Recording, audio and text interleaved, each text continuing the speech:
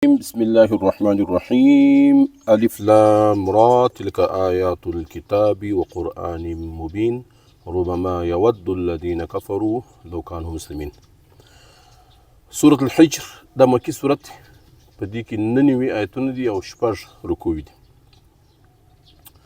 مخکې موږ ویل چې سوره نس دغه رنګه سوره هود، سوره یوسف او تیر صورت چې کوم سوره ابراهیم د دې ګردو آغاز په حروف مقطعات سره سوی و.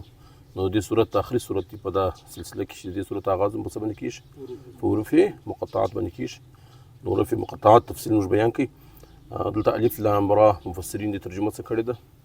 اصل معنا او مقصد باندې الله او د الله رسول صلی الله علیه وسلم بهتره خبر دی، لیکن ان الله ارا ترجمه څه کړې ده بعض مفسرین چې زه هغه رب یم چې هر څه څه کوم وینم. نو تلک آیات الکتاب و قرآن مبین، دا آیاتونه دي د هغه کامل کتاب و قرآن مبین چې هغه قرآن دی چې هغه ډېر زیات څه دی؟ واضح دی. ان د دلایل هم څه دي؟ واضح دی. او وجوه اعجاز هم څه دی؟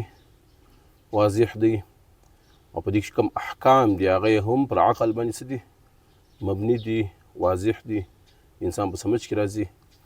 نو تلک آیات الکتاب دا آیاتونه د هغه کامل کتاب دی او قرآن مبین چې هغه قرآن دی او څه دی؟ واضح کتاب دی. ربما یود الذین کفروا لو کانوا مسلمین. الله سبحانه وتعالی په دا آیت کې د کافرانو هغه حسرت څه کوي؟ بیانوي، ذکر کوي چې د قرآن رنګه ښایسته کتاب الله پاک دې ته راستولی او د اسلام رنګه ښایسته دین الله سبحانه وتعالی د کافرانو راستولی و، لیکن د دې څخه دوی څه نه کوه؟ استفاده نه کوه. پر دې باندې ایمان راوړي او دا د دوی د نجات ذریعه نسب جوړ. نو ربما یود الذین کفروا لو کانوا مسلمین، هغه وخت چې دوی څه وکړي؟ وغواړي، زړه یې وغواړي، اظهار وکړي، خواهش وکړي، خواهش به وکړي یود الذین کفروا، هغه خلک د طور حسرت به دي دا خواهش کوي یود الذین کفروا لو کانوا مسلمین، چې کاش کې موږ څه کړی وای؟ اسلام قبول کړی وای، ایمان راوړی وای. مفسرینو دا کلمه به کافران څه ټیم ادا کوي؟ دې متعلق مختلف هغه مقامونه دوی څه کړي دي، بیان کړي دي. بعضې مفسرین دا وایي چې دا به د عالم آخرت کې چې مسلمانان جنت ته ولاړ سي نو دوی به خواهش ظاهره کړي یود الذین کفروا لو کانوا مسلمین، چې کاش کې موږ ایمان راوړی وای، د ایمان به زموږ د نجات ذریعه جوړ شوی وای.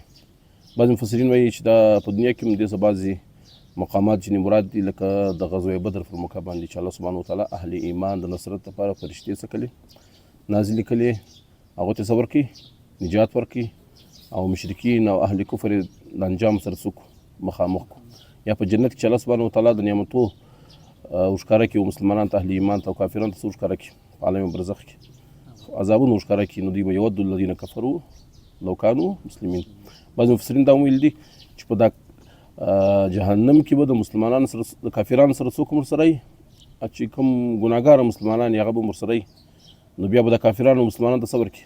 طعنه ورکړي چې دا کلمه شهادت دوی ته څه نه در ورسول؟ ګټه نه در ورسول، دوی زموږ سره په جهنم کې څه یاست؟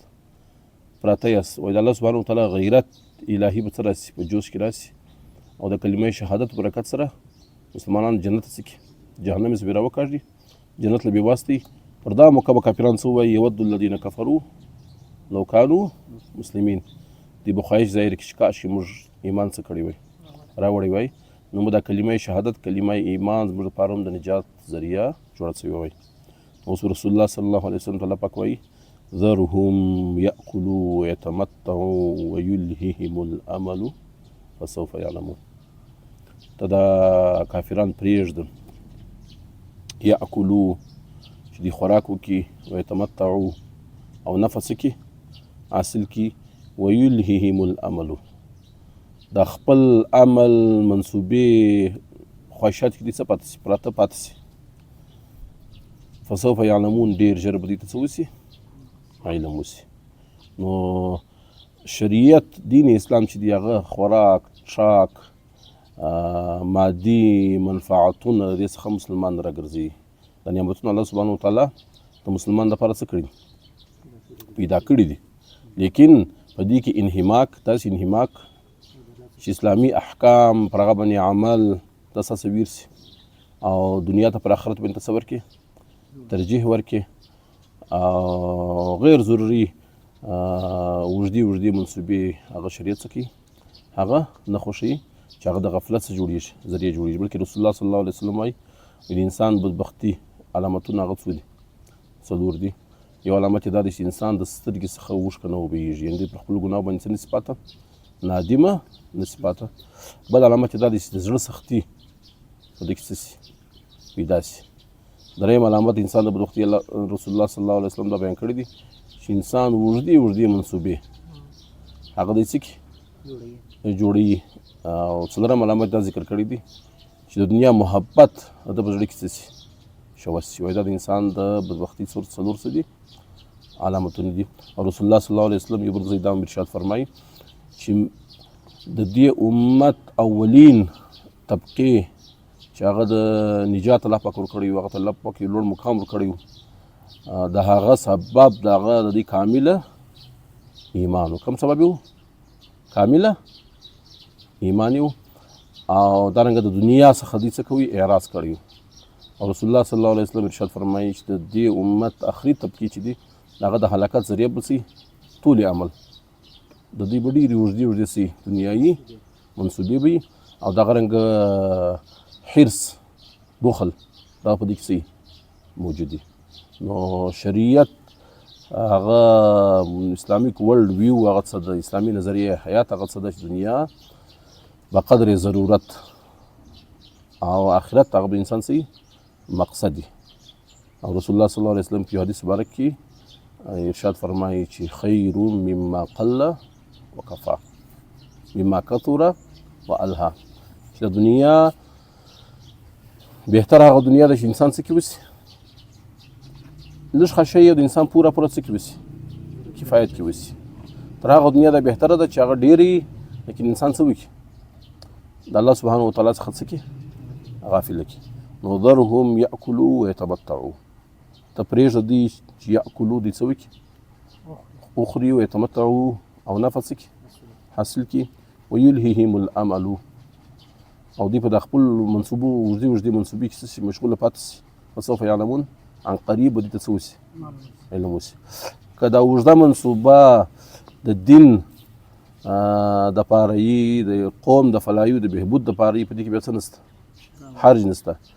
یا یو منصوبه انسان جوړه کړي چې په هغه کې د آخرت څخه انسان څه نه کېږي غافله کېږي، نه په دې کې بیا څه نشته، حرج نشته. لیکن د مسلمان شان دا نه دی چې هغه صرف اور صرف دنیا ګټل، صرف اور صرف خوراک ټراک، صرف اور صرف اوږدې منصوبې دا د ژوند څه جوړ کړي مقصد یې حیات یې جوړ کړي. مطلب دا د مغربي معاشرې متعلق موږ ویل چې هغه لکه د حیوانیت هغه صرف خواهش نفس دغه څه مطمئن نظر یي چې خواهش داسې سي پوره سي. الله پاک دې موږ معاشره هغه د زوال څه د ښکار ده په دا معاشره کې هم څه راغلي لکه د حیوانیت صفت په انسانانو کې څه سو هغه منتقله سو. د دوی د ژوند مقصد صرف اور صرف دنیا ګټل سو، د حلال د حرام تمیز هم دوی څه کړي هغه ختم کړي. نو الله پاک دې چې د مغربي معاشرې متعلق هم موږ څه ویل هغه مادیت پرستي هغه په مشرقي معاشرو کې د مسلمانانو معاشرو کې څه وکړي سرایت وکړي. ډېر مسلمانان الله پاک دې هدایت ورکړي د هغو مقصد صرف اور صرف دنیا ګټل دی، او په دنیا ګټلو کې دوی د حلال د حرام تمیز هم څه کوي هغه ختم کړي. نو دا آیت اگر چې د کافرانو متعلق دی لیکن پکار چې مسلمانان دې څخه څه واخلي عبرت واخلي. رسول الله صلی الله علیه وسلم تعالی پاک وایي ذرهم یأکلوا ویتمتعوا، ته پرېږده دوی چې دوی خوراک وکړي ویتمتعوا او دنیا څخه څه حاصل کړي نفع حاصل کړي، ویلههم الامل او دوی مشغوله پاتې سي په د اوږدو طول عمل کې. فسوف یعلمون ډېر ژر به دوی ته څه وسي علم وسي. وما اهلکنا من قرية الا ولها کتاب معلوم، الله پاک موږ هلاک کړي نه دي یو قریه الا ولها کتاب معلوم، لیکن دغه دپاره یو وخت څه دی هغه مقرر دی. ما تسبق من امة اجلها، چې هغه وخت که مقرر دی نه هغه اجل هغه نه مخکې کیدی سي، وما یستأخرون او نه څه کېدی شي څوک ځنډوی شي. وقالوا یا ایها الذي نزل عليه الذکر انک لمجنون. موږ ویل دا آیت سورت چې څه دی مکی سورت دی. نو مشرکین مکه به رسول الله صلی الله علیه وسلم تعالی کې ویل چې نعوذ بالله من ذلک پر ده باندې جنون سوی دی، د جنون کیفیت هغه سوی دی، تاری سوی دی. وقالوا یا ایها الذي نزل عليه الذکر دی ویلې چې هغه سړی نزل عليه الذکر چې پر هغه باندې قرآن سوی دی، نازله سوی دی، انک لمجنون ته څوک یې پر تا باندې جنون کیفیت هغه سوی دی، تاری سوی دی. ته د الله څخه کلام راوړي، دغه احکامات موږ ته څه کوي بیانوي، نو ته دا ولې نه کوې چې فرشتې ځان سره څه کړي، هغه راولي فرشتې موږ ته څه کړي راښکاره کړي. لو ما تأتینا بالملائکة دی به ویل چې ته راتګ ولې نه کوې په چا سره، په فرشتو سره. ان كنت من الصادقین، که ته په خپل مدعا کې څه رښتیا یې. الله سبحانه وتعالی ورته وایي چې فرشتې الله سبحانه وتعالی په حق سره څه کوي نازله کوي، او فرشتې چې پر کوم باندې نازل شي پر هغه باندې بیا د الله سبحانه وتعالی څه راځي عذاب هم راځي. ما ننزل الملائکة الا بالحق. الله پاک موږ د فرشتې نازلوو مګر په سره په حق سره. وما كانوا اذا منظرین، چې د فرشتو ډیمانډ کوي، د فرشتو څه کوي تقاضا کوي، که فرشتې نازلې شوې وما كانوا اذا منظرین، بیا سې دپاره څه نشته مهلت نشته، بیا سې دپاره هلاکت او څه دی بربادي ده. انا نحن نزلنا الذکر، په دا آیت کې الله سبحانه وتعالی د قرآن کریم اعجاز بیانوي. انا نحن نزلنا الذکر، او په ډېر تاکید سره بیانوي. یو خو د قرآن حکیم دپاره الله سبحانه وتعالی د الذکر تور استعمال کړی دی. دا ذکر معنا څه دی؟ نصیحت دی یا دهاني ده، چې انسان د غفلت ښکار سي، پر انسان باندې د ذهول کیفیت څه سي هغه تاریخ سي، آخرت اسلامی احکامات او دا د ذهن څه سي ووځي. نو الله سبحانه وتعالی په قرآن کې دا یا دهاني یو ډېر غټ څه یې دی صفت یې دی. برته الله سبحانه وتعالی قربت او د آخرت یاد انسان ته څه کوي نصیب کوي. او دا انا نحن نزلنا الذکر، الله پاک موږ نازل کړی دی دا د نصیحت د یا دهاني والا کتاب. نو په دې کې اصل کې انا نحن نزلنا الذکر، تورات هم الله سبحانه وتعالی څه کړی دی نازل کړی دی، انجیل هم الله سبحانه وتعالی څه کړی دی نازل کړی دی. لیکن په دې کې د قرآن حکیم یو خاص اعجاز الله پاک بیان کړی دی، هغه اعجاز څه دی؟ وانا له لحافظون. دا ذکر والا کتابونه نازل کړی دی، وانا له لحافظون، او دې حفاظت هم څوک کوي موږ یې پخپله کوو. صحیح. په دا اوله جمله کې تورات و انجیل ګرد آسماني کتابونه ګرد صحیفې په دا خصوصیت کې د قرآن سره څه دي شریک دي چې انا نحن نزلنا ذکر. قرآن هم الله نازل کړی دی، آسماني کتابونه هم څه کړي دي الله نازل کړي دي. لیکن وانا له لحافظون، د قرآن حکیم ورڅه کوو حفاظت یې کوو. د نور آسماني کتابو د حفاظت ذمه داري الله سبحانه وتعالی نه ده اخیستې، هغه یې پر هغه قومو باندې څه کړی ور پرېښې وه. وجه او سبب څه یو وجه سبب دا دی چې هغه د عارضي وخت لپاره الله سبحانه وتعالی څه کړی نازله کړی، او د خاص قومو لپاره الله سبحانه وتعالی څه کړی نازله کړی، دغه د حفاظت تر قیامته پورې دغه د حفاظت ضرورت نه و. صحیح. د قرآن کریم احکام چې دغه الله سبحانه وتعالی و کمال ته څه کړل ورسول، او قرآن حکیم د محشر تر ورځې پورې د انسانیت لپاره د هدایت ذریعه الله سبحانه وتعالی څه کوي نازله کوي. الله سبحانه وتعالی د دې حفاظت ذمه داري څه واخیستله په خپله واسطه. نو په نورو آیتونو کې د قرآن حکیم لکه الیوم اکملت لکم دینکم واتممت علیکم نعمتي ورضیت لکم الاسلام دینا، په هغه کې د قرآن حکیم اکملیت څه سوی بیان سوی. په نورو آیتونو کې د قرآن حکیم جامعیت سوی بیان سوی. نور آیتونو کې د قرآن حکیم فصاحت و بلاغت سوی بیان سوی، چې د قرآن حکیم په مقابله کې چیلنج و ګردو فصحای عرب ته چې د مقابله کې یو آیت څه کوي راوړي، یو کوچنی صورت څه کوي راوړي، لس آیتونه څه کوي راوړي. هغه د قرآن حکیم په مقابله کې د یو کوچني صورت د یو آیت او د لسو آیتو یو چیلنج هم دې څه کوي قبول نه کوي. نو هلته اکملیت و ابلغیت و بیان شوي په دې آیت کې الله سبحانه وتعالی د قرآن حکیم یو بل په وجوه اعجاز څخه یو بل وجه بیانوي. هغه وجه څه ده چې د قرآن حکیم الله سبحانه وتعالی څه کړی دی؟ حفاظت یې کړی. او راځي چې د مامون رشید په دربار کې یو یهودي عالم راغلی. وایي د ډېر د بادشاهانو پخوا عادت دوی په خپل دربار شعرا، علما، فلاسفه، ساینسدانان به څه کول، هغو سره به څه کول، مذاکرې به کول، د هغو علمي سرپرستي به یې کول. وایي مامون رشید د هغه د علم څخه ډېر زیات متاثر سو. بیا پوښتنه یې وکړله چې ستا دین او مذهب څه دی؟ مامون رشید ورته معلوم چې د یهودي دی او دعوت یې ورکړ چې د اسلام څخه قبول کوي. د اسلام نه کوي قبول. ورته ویې ویل چې دیني دینو آبائي، زما مذهب هغه دی، زما دین هغه دی چې زما د پلار د نیکه دین او یهودیت، زه پر یهودیت باندې څه یم قایم یم، یهودیت زه نه پرېږدم. وایي کال بعد دی برته راغلی، د مامون رشید دربار ته راغلی، په اسلامي فقه باندې د قرآن حکیم پر موضوعات باندې ډېر ښایسته مجلس وکړي. او مامون رشید پوښتنه یې وکړه چې تا اسلام قبول کړي؟ ده وویل چې ما خو اسلام قبول کړی دی. هغه تا څنګه اسلام قبول کړي؟ تا ته ما دعوت درکړي ته اسلام نه قبولوي او اوس تا اسلام څه کوي قبول کړي؟ ده ورته وویل چې زه ډېر غټ کاتب یم، زه آسماني کتابو نسخې چې په لاس باندې څه کوم هغه کاږم. زه ولاړ شوم به طور تجربه ما 3 نسخې د تورات وکښلې، 3 نسخې د انجیل وکښې، 3 نسخې د قرآن حکیم د وکښې. په دا ګردو کې ما تحریف وکړي، تبدیلیان یې څه راوړي چې ما کنیسه له وروړي، ما سایناګوګ ورته وایي دغه ته د یهودیانو مذهب ته، هلته مو وروړي، هغو راسه قبول کړي چې اعتراض نه دي پر کړي چې د قرآن حکیم کې ما تحریف وکړي، چې ما مسلمانانو ته ورکړي، په مسجد کې مو کښېښوي. فورا مسلمانانو دې څه وکړل، نشاندهي وکړله چې په دې کې غلطیان یې هغه څه دي موجود دي. په دې څه ماته د قرآن حکیم حقانیت ښکاره سو چې دا څه دی، حق کتاب دی. په دې کې انا نحن نزلنا الذکر وانا له لحافظون، د دې متعلق چې الله پاک څه کړی ده، دعوه کړې ده، دا پر حق باندې څه ده مبني ده. انا نحن نزلنا الذکر، الله پاک وایي چې دا کتاب د نصیحت والا کتاب موږ څه کړی دی، نازل کړی دی. وانا له لحافظون، او موږ د دې څه کوو، حفاظت کوو. د دې څخه صرف د قرآن حکیم حفاظت نه ثابتېږي.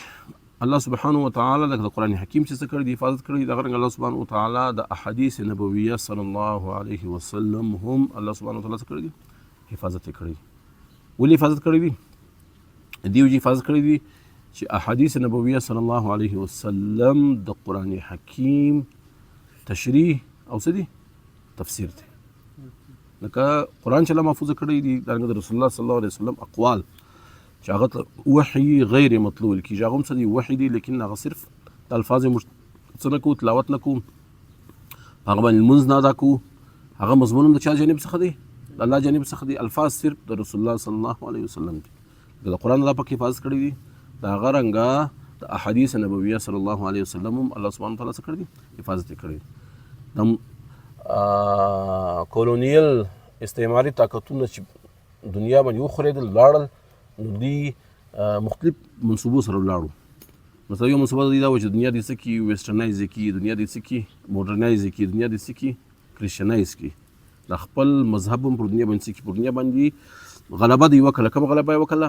د دنیا مځکې ایشیا افریقا دې څه کړل، پر هغه باندې خپل حکومت څه کړي، قایم کړي. بیا دې دا کوشش هم وکړي چې په د ایشیا افریقا پر دا نویو ملکو وطنو باندې خپل عیسایي مذهب هم ورڅه کړو، هغه وخوروو.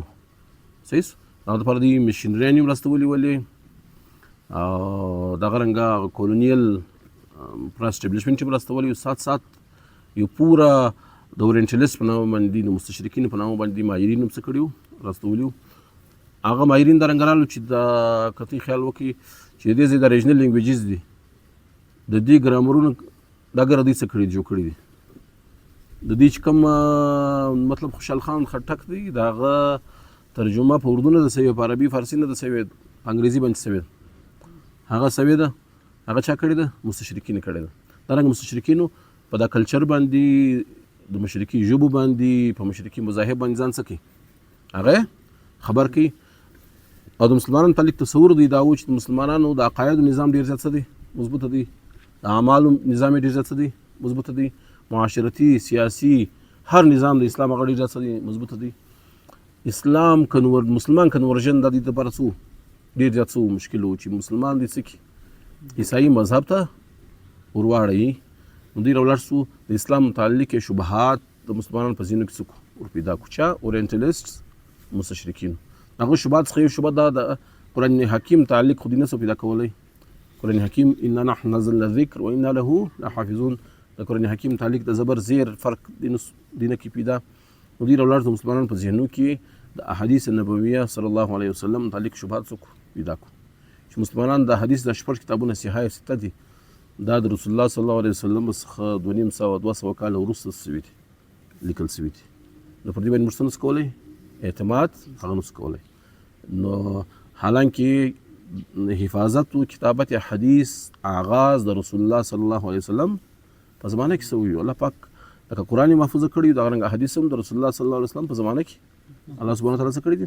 محفوظه کړي دي رسول الله صلی الله علیه وسلم په زمانه کې د حدیث صحیفه سوي موجود وي چې هغه څه سوي وي لیکل سوي وي صحیح د صحیح ستاسو مخ کې نور د احادیث کتابونه هغه څه دي موجود دي لکه موطا امام مالک او ډېر زیات کتابونه نور هم شته نو دوی دا شبهات د مسلمانانو په ذهنو کې څه کړي ور پیدا کړي او مسلمانانو کې داسې خلک پیدا کړو چې هغه ځان ته څه ویل اهل قرآن ویل لکه غلام احمد پرویز هغه دا ویل چې زموږ د هدایت لپاره قرآن څه دی هغه کافي دی پر خالي پر قرآن باندې موږ څه لرو ایمان لرو د احادیثو د حجیت څه وکړي انکار یې وکړي صحیح بیا داسې محققین علما پیدا سو چې هغه ولاړ سو په بخاري شریف کې کوم احادیث موجود وو هغه احادیث په نورو د رسول الله صلی الله علیه وسلم په زمانه کې لیکلي حالت کې څه پیدا کو دنیا ته ښکارا کو چې دا احادیث خالي بخاري شریف نه نقل کړي بخاري شریف مخ کې نور صحیفه هغه موجود وي چې هغه صحیفو کې دا کتابونه د احادیثو محفوظ وو داسو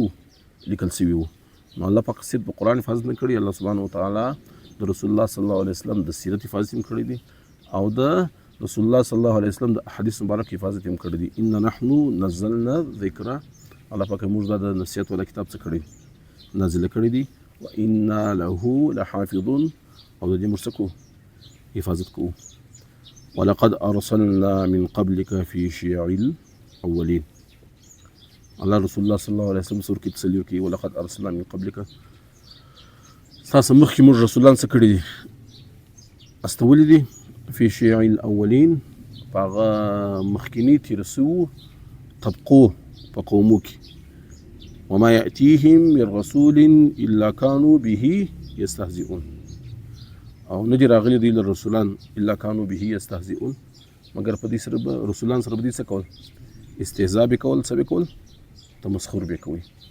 كذلك نسلكه في قلوب المجرمين الله سبحانه وتعالى وایي د انبیا سره استهزاء تمسخر الله پاک لکه کفر او فسق او معصیت الله پاک کافرانو په زړه کې څه کوي ورواچي د دې د بدعملي د وجه بیا د دې د انجام بس سره څه کوي دوچار کوي الله سبحانه وتعالى وایي دغه رنګه استهزاء چې د انبیاو دوی کول دا هم الله سبحانه وتعالى د دې په زړه کې څه کوي ورواچي اگر چې الله په دې باندې څه نه دی راضي نه دی د الله څه نه ده خوښه نه ده الله منشا نه ده لیکن د تکوینی امورو د تکوینی حکمتو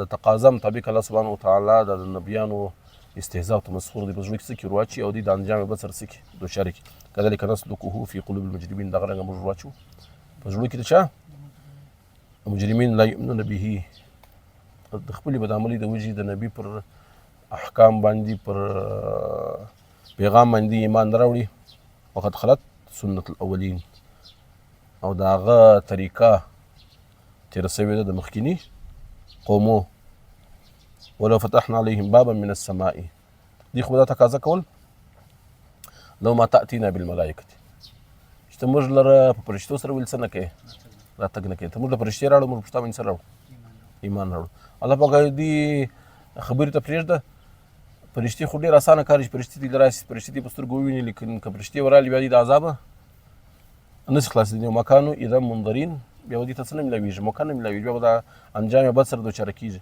الله پاک که زه دې اسمانونه به خېزوم په خپلو سترګو دې اسمانونه څه کړي وویني په اسمانونو کې فرشتې مو وویني ولو فتحنا عليهم بابا من السماء الله پاک که زه اسمان دروازې پر دې باندې څه کړم د خلاصې کړم فظلوا فيه يعرجون بیا د اسمانو طرف دې څه سي وخېزي لقالوا انما سكرت ابصارنا په دا حالت کې به هم دې څه وایي چې زموږ سترګې څه سولې پټ سولې